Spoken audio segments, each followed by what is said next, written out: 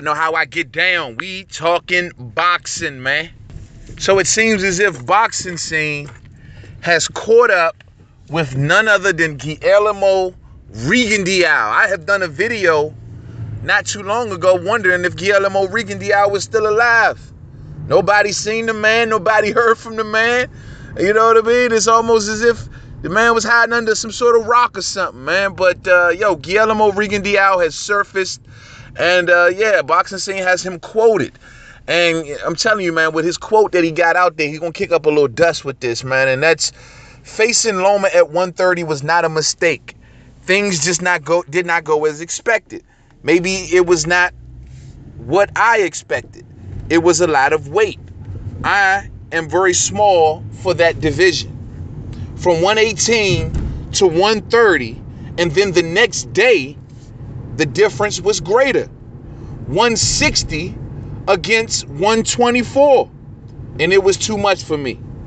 But it happened, and nothing happened. Everyone wants to win, and this is true. But some win, and others lose. End quote. So, Guillermo Rigondeaux is going to kick up some waves by saying that Vasyl Lomachenko weighed 160 pounds on the night that they fought.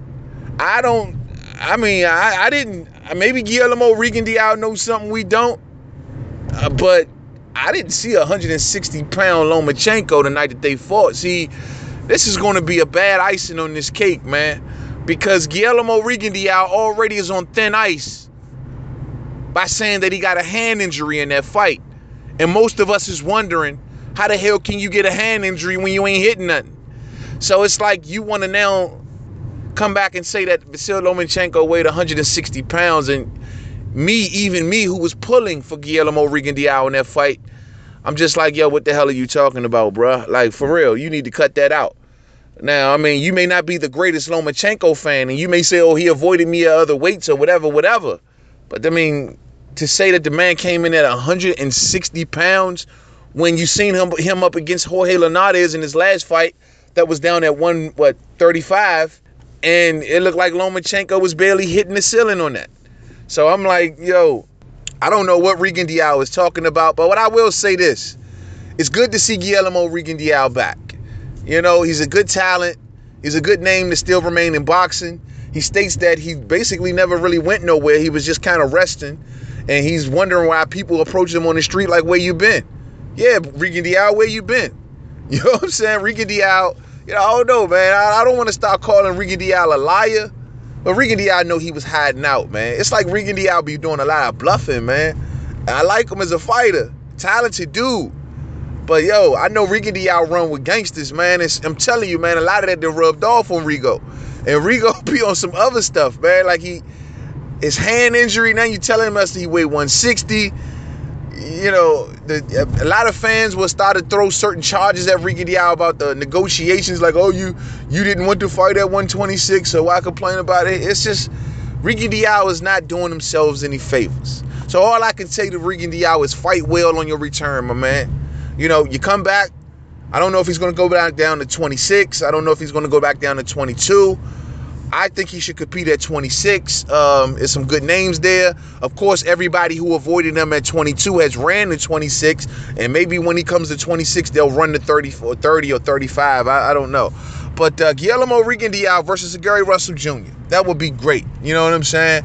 Of course, we always wanted the Guillermo Rigondeaux versus Leo Santa Cruz or Carl Frampton. All his ducks, you know what I'm saying? All the fighters who didn't want to give him a shot down at 122. Now they're at 26. So I like to see Guillermo Rigondeaux go to 26. I understand what he says about his weight. He's small, he's this, he's that. But, yo, 122 to 126 is 4 freaking pounds. Like, come on, dude. Like, you've been at 122 for forever.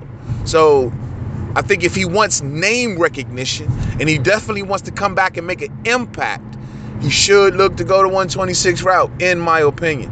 So whatever, man. But it's still, like I said before, it's good to see Guillermo Rigondeaux back. It's bad to see that he's putting stuff like Lomachenko weighed 160 pounds in the night of their fight out there. I can't believe that. I'm just sorry. I'm just going by the eye test. Like I said, maybe Rigondeaux knows something that we don't know. But going by the eye test, bro, you just got beat. You got beat. You got outboxed. You got outskilled. But in your words, you got outweighed by a massive amount of weight. So I don't know. But I will say this.